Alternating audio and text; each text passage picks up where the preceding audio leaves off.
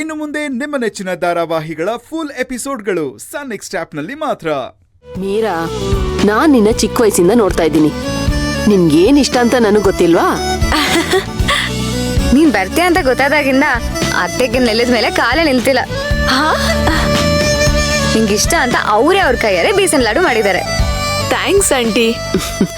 Thanks ಅಲ್ಲ ಯಾಕಮ್ಮ. ಮೀರಾ, ಇವತ್ ನಿನ್ನ ನಮ್ಮ ಮನೇಲಿ ನೋಡಿ ನನ್ಗೆ ಎಷ್ಟು ಖುಷಿ ಆಗ್ತಿದೆ ಗೊತ್ತಾ? ಅದನ್ನ ನನ್ ಮಾತಲ್ಲಿ ಹೇಳಕ್ ಆಗ್ತಿಲ್ಲ.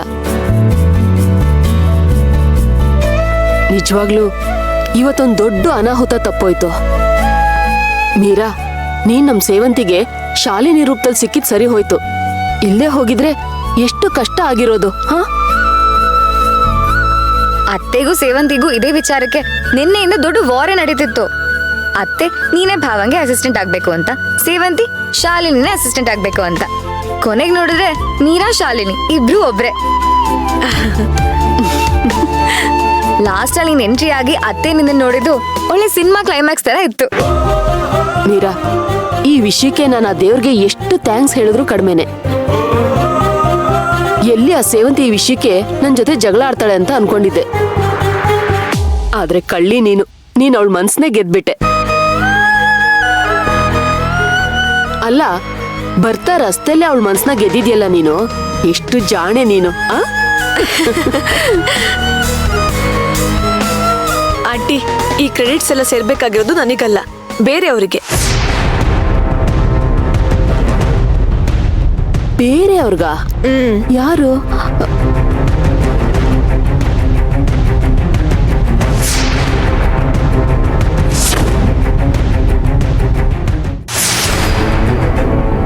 ಏನಿದು? ನಿಮ್ಮಿಬ್ರಿಗೆ ಮೊದ್ಲಿಂದನೂ ಪರಿಚಯ ಇತ್ತಾ? ಮೊದ್ಲೇ ಅಲ್ಲ, ನಿನ್ನೆಯಿಂದ. ನಿನ್ನೆಯಿಂದನಾ? ಅರ್ಥ ಆಗ್ಲಿಲ್ಲ. ಈ ಸೇವಂತಿ ತನಗಿಷ್ಟ ಆದ್ರೆ ಮಾತ್ರ ಅರ್ಜುನ್ಗೂ ಮೀರಂಗೂ ಮದುವೆ ಮಾಡಿಸ್ತೀನಿ ಅಂತ ಹೇಳ್ತಿದ್ಲು. ಆ ವಿಚಾರಕ್ಕೆ ನೀವಿಬ್ರು ತಲೆ ಕೆಡ್ಸ್ಕೊಂಡಿದ್ರಿ. ನಾನು ಏನಾದ್ರೂ ಒಂದು ಪ್ಲಾನ್ ಮಾಡ್ಬೇಕಲ್ಲ ಅಂತ ಯೋಚನೆ ಮಾಡ್ತಾ ಇದ್ದೆ.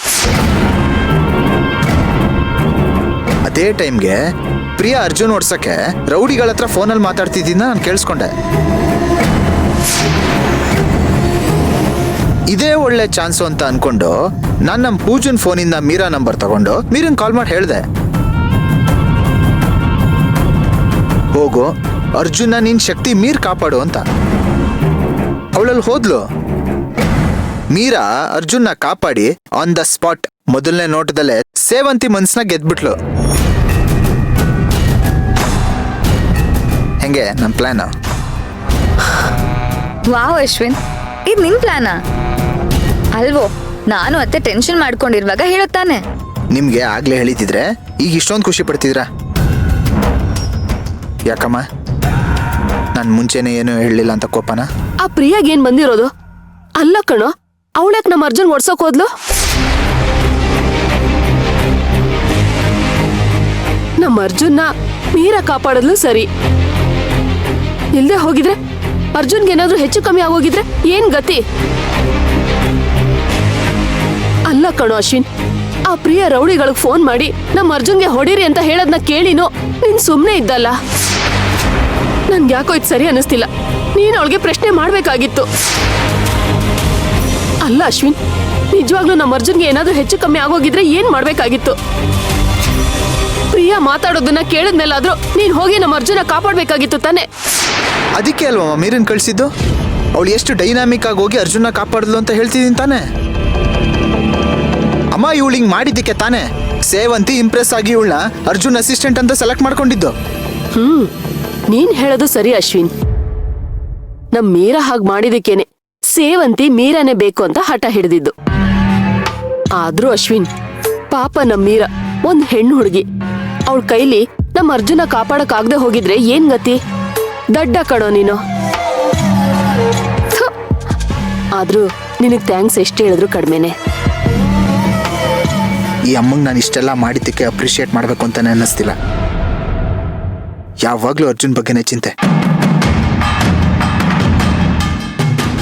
ಅಶ್ವಿನ್ ಅತ್ತೆ, ಪಾಪ ಅಶ್ವಿನ್ ಬೇಜಾರು ಮಾಡ್ಕೊಂಡು ಹೋದ. ಪಾಪ ಅವನು ಅಷ್ಟೆಲ್ಲ ಮಾಡಿದ್ರು ನೀವು ಸಂತೋಷ ಪಡ್ಲಿಲ್ವಲ್ಲ? ಪೂಜಾ, ನಾನೇನ್ ತಪ್ಪಾಗಿ ಮಾತಾಡ್ದೆ? ಕರೆಕ್ಟಾಗೆ ಮಾತಾಡ್ದೆ.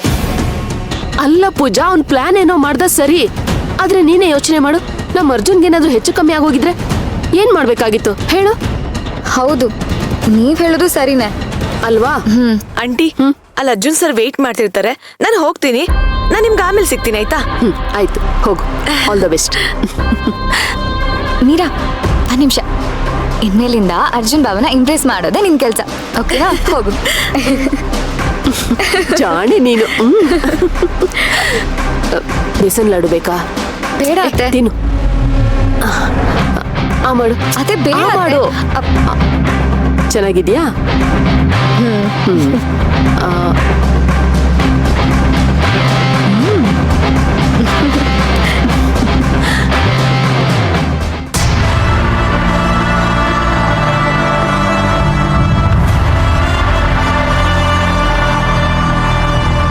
ಓಕೆ, ಹೌದಾ? ಸರಿ.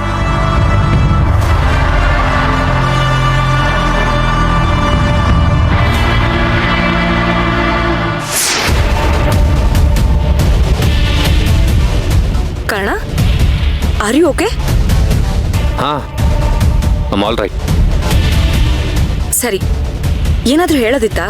ಅಲ್ಲ, ಅದು ಹೇಗೆ ಶುರು ಮಾಡೋದು ಅಂತ ಯೋಚನೆ ಮಾಡ್ತಿದ್ದೀನಿ. ಯಾವ ವಿಷಯ ಅಂತ ಹೇಳಿ, ಶುರು ತಾನೇ ಆಗುತ್ತೆ, ಮಾತು ಅದಾಗದೆ ಮುಂದುವರಿಯುತ್ತೆ. ಅದು ಮಣಿ, ನಿನ್ನ ಹೆಲ್ತ್ ಕಂಡೀಷನ್ ಬಗ್ಗೆ ಮಾತಾಡಬೇಕಿತ್ತು. ನನ್ನ ಹೆಲ್ತ್ಗೆ ಏನಾಗಿದೆ? ನಾನು ಸೂಪರ್ ಆಗೇ ಇದ್ದೀನಿ. ಆದರೆ ನನಗೆ ಹಾಗೆ ಅನ್ನಿಸ್ತಿಲ್ಲ ಮಣಿ. ಆದರೆ ರಾತ್ರಿ ನೆನೆಸ್ಕೊಂಡ್ರೆ ಈಗಲೂ ನನಗೊಂಥರ ಆತಂಕ ಆಗ್ತಿದೆ. ರಾತ್ರಿ ನೀನು ಯಾಕೆ ಹಾಗಾಡ್ದೆ ಅಂತ ಕಾರಣ ತಿಳ್ಕೊಂಡು ಪರಿಹಾರ ಕಂಡ್ಕೊಳ್ಳೋವರೆಗೂ ನೀನು ಈ ಮನೆಯಿಂದ ಹೊರಗಡೆ ಹೋಗೋದು ಬೇಡ ಅನ್ಸುತ್ತೆ ಮಣಿ.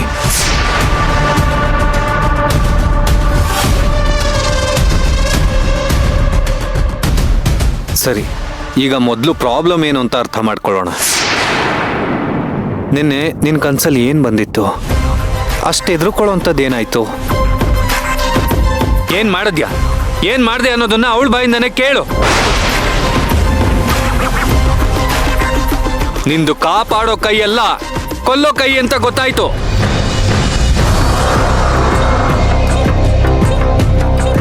ನಮ್ ಜೊತೆಗೆ ಇದ್ಕೊಂಡು ಈ ತರ ಬೆನ್ನಿಗೆ ಚೂರಿ ಹಾಕುವಂತ ಕೆಲಸನೇ ಮಾಡ್ಬಿಟ್ಟೆಲ್ಲೇ.